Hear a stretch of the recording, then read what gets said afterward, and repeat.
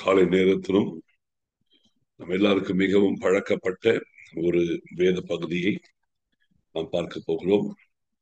ஆதி ஆகமத்தின் புஸ்தகம் 28வது அதிகாரம் 10 to 15 வரைக்கும் நான் வாசிக்கிறேன், கவனியுங்கள்.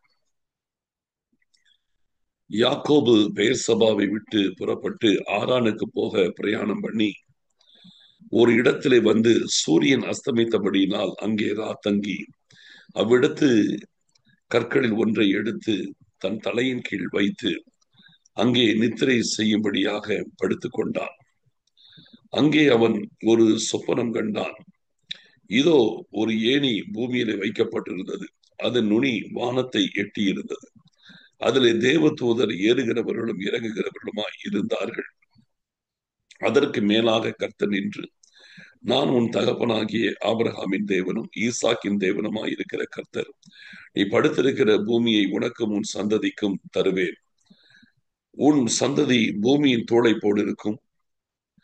நீ மேற்கையும் கிழக்கையும் வடக்கையும் தெற்கையும் பரம்புவாய். உனக்குள்ளும் உன் சந்ததிக்குள்ளும் பூமியின் வம்சங்கள் எல்லாம் ஆசீர்வதிக்கப்படும். நான் உன்னோடு இருந்து நீ போகிற இடத்திலெல்லாம் உன்னை காத்து இந்த தேசத்திற்கு உன்னை திரும்பி வர பண்ணுவேன். நான் உனக்கு சொன்னதை செய்யும் அளவும் உன்னை கைவிடுவதில்லை என்றார். இங்கே பார்க்கும் பொழுது ஆண்டவர் ஒரு தேவ பிள்ளையின் வாழ்க்கையிலே தம்முடைய கிருபையை வெளிப்படுத்துகிற ஒரு அற்புதமான ஒரு நிகழ்வு. யாக்கோபு, இந்த இடத்திலே நீங்க யாக்கோபு பார்க்கும் பொழுது இப்பொழுதுதான் தன் தகப்பன் தாயை விட்டு பிரிந்து தன் மாமன் வீட்டுக்கு புறப்பட்டு போகிறதான ஒரு இடம். யாக்கோபு இந்த இடத்துல பாத்தீங்கன்னா அவன் ஒரு அர்ப்பணிக்கப்பட்டவன் அல்ல. திரும்பி வரும்பொழுதுதான் யாப்போக்கு நதிக்கரையிலே தான் அவனுடைய வாழ்க்கையில ஒரு மாற்றத்தை ஆண்டவர் அங்கு காண்பிக்கிறார். இப்பொழுது தன் தகப்பனை ஏமாற்றி தன் சகோதரனை ஏமாற்றி ஆஸ்திகளையும் சேஷ்டபுத்திர பாகத்தையும் எல்லாவற்றையும் அவன் எடுத்துக்கொண்டு இப்பொழுது அவன் தன் தகப்பனையும் தாயை விட்டு பிரிந்து தன் ஜீவன் தப்பும்படியாக அவன் தன் மாமன் வீட்டுக்கு அவன் புறப்பட்டு போகிறதை பார்க்கிறோம். அவன் வாழ்க்கையிலே இதுவரைக்கும் ஆண்டவரை தேடினதாக எங்கேயுமே இல்லை. அவன் ஜெபம் பண்ணினதாக பைபிள் எங்கேயுமே சொல்லப்படலை. இந்த இடத்திற்கு வருகிற நேரத்தில் எல்லாம் அவன் கர்த்தரை தேடுகிற ஒரு உணர்வு அவனுக்கு இருந்ததாக எங்கேயுமே பைபிள் இல்லை. அப்படி இருக்கும் பொழுது இந்த யாக்கோபு அவன் புறப்பட்டு போகிறான். பகலெல்லாம் நடக்கிறான். வெறுங்கையனாய் போகிறான். கோலும் கையுமாய் போனேன்றான். ஒன்றையும் எடுத்துட்டு போல.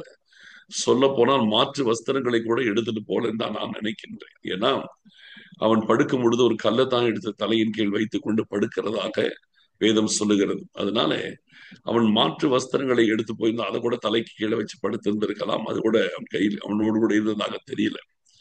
வெறும் கையனாய் கோலும் கையுமாய் அவன் புறப்பட்டு போகிறான். போகிற வழியிலே அவன் படுத்து நித்திரை செய்கிறான் அந்த வனாந்தரத்திலே. அப்பொழுது அந்த ராத்திரி வேளையில் ஆண்டவர் ஒரு உண்மையை அவனுக்கு காண்பிக்கின்றார்.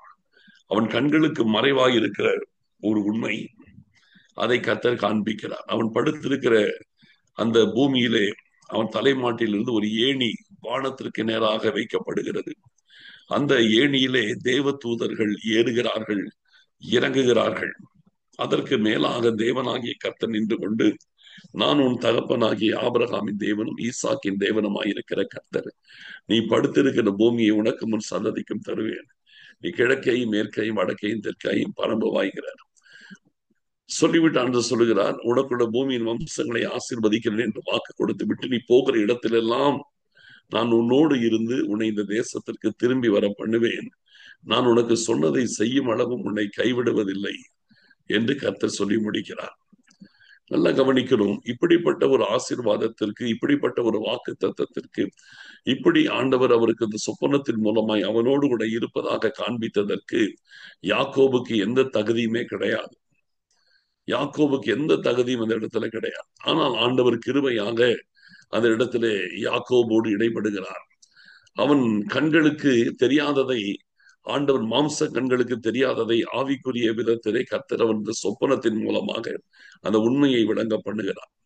இன்னைக்கும் சொல்லுகிறேன், ஆண்டவர் நம்மை கிருபையாக ஆசீர்வதிக்கிறார். ஏன் ஆண்டவர் இந்த இடத்தில் யாக்கோபுக்கு இப்படி ஆண்டவர் ஆசீர்வதிக்க வேண்டும், ஆண்டவர் யாக்கோபுக்கு இப்படி வாக்குத்தத்தம் கொடுக்க வேண்டும்? அவனிடத்தில் நன்மை என்று சொல்வதற்கு ஒண்ணுமே கிடையாது. ஆனாலும் கூட ஆண்டவர் இவ்வளவு கிருபையாக அவனோடு கூட இடைப்படுவதற்கு காரணம் என்ன அப்படின்னா, வேற ஒண்ணுமே கிடையாது. ஆண்டவர் அங்க சொல்ற அந்த வார்த்தையிலே தெரியுது, நான் உன் தகப்பனாகிய ஆபிரகாமின் தேவனும் ஈசாக்கின் தேவனும் ஆகிய கர்த்தர்னு சொல்றாருல. அந்த வார்த்தையிலிருந்தே புரிஞ்சிருச்சு, உன் தகப்பனாகிய ஆபிரகாமின் நிமித்தம், அதாவது ஒரு தாத்தா, உன் தகப்பனாகிய ஆபிரகாமின் நிமித்தமும் ஈசாக்கின் நிமித்தமும் தான் உனக்கு இந்த ஆசீர்வாதங்கிறார். அவங்களுடைய கர்த்தர், நான் உன்னுடைய கர்த்தர் சொல்லல, உன் தகப்பனாகிய ஆபிரகாமின் தேவனும் ஈசாக்கின் தேவனும் ஆகிய கர்த்தர். அப்போ அவர்களுக்கு நான் தேவனாய் இருந்தேன், அதே ஆண்டவர் தான் நான் உனக்குன்றார். அப்போ அவர்களுடைய நீதி நிமித்தம் வருகிற கிருபை, அவர்களுடைய உத்தமத்தின் நிமித்தம் வருகிற கிருபை, அவருடைய ஜெபத்தின் நிமித்தம் வருகிற கிருபை. ஆபிரகாம் ஆண்டவருக்கு பலி செலுத்துகிற ஒரு மனுஷன். அவர் கர்த்தரை சந்திக்கிற ஒவ்வொரு இடத்திலும் பலிபீடத்தை கட்டி கர்த்தரை தொழுது கொடுக்கிற ஒரு நல்ல தேவ மனுஷன்.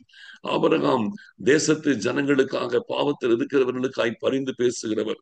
சோதோம் கொமோரா ஜனங்களுக்காய் பரிந்து பேசின ஒரு மனுஷன். இதெல்லாம் ஆபிரகாமுடைய மிகுந்த சிறப்பான ஒரு காரியம். ஈசாக்குடைய வாழ்க்கையை பார்த்தீங்கன்னா, ஒரு சாட்சியுள்ள மனுஷன். எந்த இடத்திலையும் யாரிடத்திலும் யுத்தம் பண்ண மாட்டான், அமைதியா இருப்பான், கர்த்தர் பார்த்துக் கொள்வார் என்று கர்த்தரையே சார்ந்திருந்த ஒரு அற்புதமான மனுஷன், ஒரு பரிசுத்தமான மனுஷன் ஈசாக்கு. அப்போ ஈசாக்குடைய வாழ்க்கையும் தியானம் பண்ணுகிற ஒரு மனுஷன். சிறந்த காரியங்கள், ஆவிக்குரிய தன்மைகள் ஈசாக்கு இடத்துல நிறைய இருந்துச்சு. ஆபிரகாம் இடத்துல விசுவாசம் வந்தது, ஆபிரகாம் இடத்திலே பலி செலுத்துகிற ஒரு இருதயம் இருந்தது, ஆபிரகாம் இடத்திலே கர்த்தரை தொழுது கொள்ளுகிற ஒரு இருதயம் இருந்தது. ஆபிரகாம் இடத்திலே பார்க்கும் பொழுது பாவிகளுக்காய், பாவத்தில் இருக்கிற ஜனங்கள் நியாயம் தீர்க்கப்படாதபடி பரிந்து பேசி ஜெபிக்கிற ஒரு அனுபவம் இருந்தது. அவர் ஒரு தீர்க்கதரிசி என்று ஆண்டவர் சொல்லுகிறார். அவரை தன்னுடைய சிநேகிதன் என்று ஆண்டவர் சொல்றார். இத்தனை காரியங்களும் ஆபிரகாமுக்குள்ள இருந்தது. ஈசாக்கின் இடத்திலும் மேன்மைகள் இருந்தது. அவர்கள் நிமித்தம் கர்த்தர் யாக்கோபுக்கு கிருபை பாராட்டுகின்றார். நல்லா கவனிக்கணும், கிருபை என்பது ஆண்டவர் தயவாக தகுதியற்ற நமக்கு கர்த்தர் பாராட்டுகிறதான மேன்மை. அப்போ இந்த இடத்துல ஆபிரகாமினுடைய வாழ்க்கை, ஈசாக்கினுடைய வாழ்க்கை யாக்கோபுக்கு பல கிருபைகளை தேவ சமூகத்திலிருந்து பெற்றுக் கொடுத்தது. இன்னைக்கு உங்களுக்கும் எனக்கும் ஆபிரகாமும் ஈசாக்கும் தகப்பன் அல்ல, நம்முடைய தகப்பன் ஆண்டவராகிய இயேசு கிறிஸ்து. ஆபிரகாமின் வம்சத்திலே வந்து நமக்காக ஜீவனை கொடுத்து நம்மை மீட்டெடுத்த இயேசு கிறிஸ்துவின் நீதி, இயேசு கிறிஸ்துவின் பரிசுத்தம், இயேசு கிறிஸ்துவின் ஜெபம், இயேசு கிறிஸ்துவின் அர்ப்பணிப்பு, இயேசு கிறிஸ்துவின் சகலவிதமான காரியங்கள், கீழ்ப்படிதல், இதனுடைய ஆசீர்வாதத்தை தான் இன்னைக்கு உங்களுக்கும் எனக்கும் கர்த்தர் கொடுக்கின்றார். இயேசு கிறிஸ்துவை பார்த்துதான் கர்த்தர் நம்மை ஆசீர்வதிக்கின்றார். நம்முடைய காரியத்தை வைத்தல்ல, அவருடைய ஞானத்தை, அவருடைய நீதியை, அவருடைய பரிசுத்தத்தை, அவருடைய மீட்பை பார்த்துதான் ஆண்டவர் நம்மை கிருபையாய் நம்மை ஆசீர்வதிக்கின்றார். அவருடைய இரத்தத்தினால் கழுவப்பட்ட ஒரே காரணத்தினாலே அவரை பார்த்து கர்த்தர் நம்மை ஆசீர்வதிக்கின்றார். அவர் நிமித்தம் கர்த்தர் நம்மை ஆசீர்வதிக்கிறார். அவருடைய இரத்தத்தினால் கழுவப்பட்டது நிமித்தம் கர்த்தர் நமக்கு கிருபை பாராட்டுகிறார். அது நிமித்தம் கர்த்தர் நம்மோடு கூட இருக்கிறார். அது நிமித்தம் நம்மை பரலோகத்தோடு கூட கர்த்தர் தொடர்பு ஏற்படுத்தி வைக்கிறார். யோசிச்சு பாருங்க, யாக்கோபுக்கும் பரலோகத்திற்கும் என்ன தொடர்பு இருக்கிறது? இல்லையா?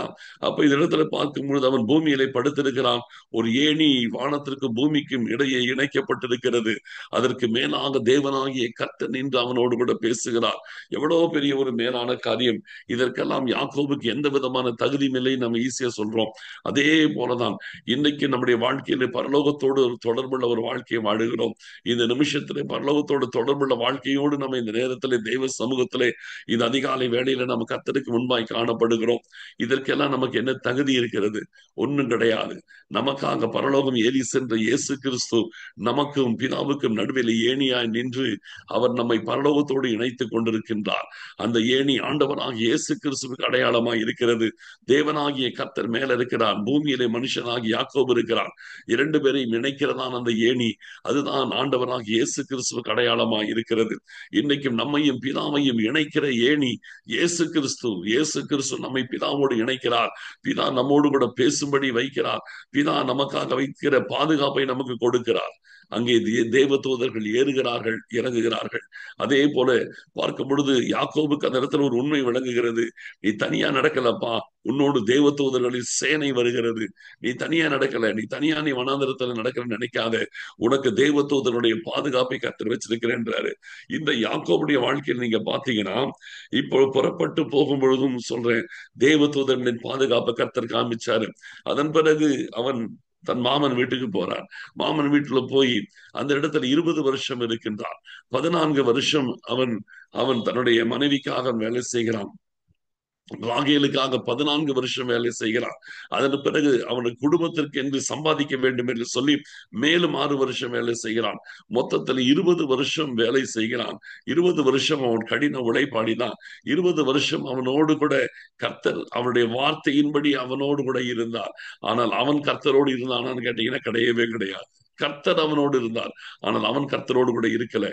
ஆனாலும் அவன் 20 வருஷத்துக்கு பிறகு திரும்பி வரும்போது நீங்க படிச்சீங்கன்னா தெரியும், அங்கே கர்த்தர் யாக்கோபு திரும்பி வரும் பொழுது, மக்னாயிம் என்ற இடத்துல வரும் பொழுது அங்கே தேவதூதர்கள் அவனை சந்திப்பார்கள். திரும்பி வரும்பொழுது தேவதூதர்கள் மக்னாயிமிலே அவனை யாக்கோபை சந்திக்கிறதை பார்க்க முடியும். ஆண்டவர் எவ்வளவு கிருபை உள்ளவர்! இது எல்லாத்துக்கும் காரணம் ஆபிரகாமுக்கும் ஈசாக்குக்கும் கர்த்தர் காண்பித்த அந்த கிருபை. அவர்களுடைய நீதி நிமித்தம் யாக்கோபுக்கு இவ்வளவு தயவு கிடைத்தது. இன்னைக்கு சொல்லுகிறேன், இயேசு கிறிஸ்துவின் நீதி நிமித்தம் நமக்கு தயவு கிடைக்கிறது. ஆண்டவருக்கு நம்ம மகிமை செலுத்தி நன்றி உள்ளவர்களாய் நம்ம இருக்கணும். இயேசு கிறிஸ்துவின் நீதியே நம்மை பாதுகாக்கிறது. அவருடைய நீதியை நம்மை நடத்துகிறது. அவருடைய நீதியை நமக்கு அடைக்கலமாய் இருக்கிறது. அவருடைய நீதியை நம்மோடு கூட இருந்து நம்மை வழி நடத்துகின்றது. நம்முடைய வாழ்க்கையில் சொல்லிக் கொள்வதற்கு மேன்மையாய் ஒன்றுமில்லை. கடைசியில பாருங்க, ஆண்டவர் யாக்கோபு கிட்ட சொல்றாரு, நீ கிழக்கே மேற்கு வடக்கு தெற்கு 4 திசையில நீ பரவுப்பா.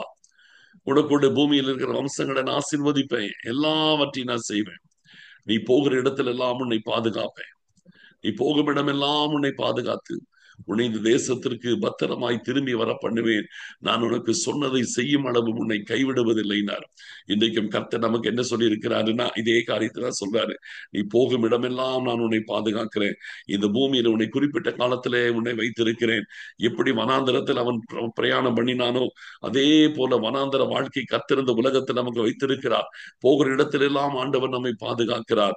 ஆண்டவர் சொல்றாரு, ஒரு நாள் இதே தேசத்துக்குள்ளே திரும்பி வர பண்ணுவேன். இன்றைக்கும் சொல்லுகிறேன், நீங்களும் நானும் இந்த பூமியிலே நமக்கு ஒரு சரீரம் கொடுக்கப்பட்டது. ஆனால் நம்முடைய ஆத்மா பூமியிலிருந்து உண்டானதல்ல. நம்முடைய ஆத்மா பரலோகத்திலிருந்து வந்தது. நாம் பரலோகத்திலிருந்து வந்திருக்கிறவர்கள். நம்முடைய ஜீவன் கர்த்தரால் கொடுக்கப்பட்டது. மனுஷனுடைய ஆவி கர்த்தர் தந்த தீபமாய் இருக்கிறது. அது பரலோகத்திலிருந்து வந்தது, பூமியிலே உண்டாக்கப்படவில்லை.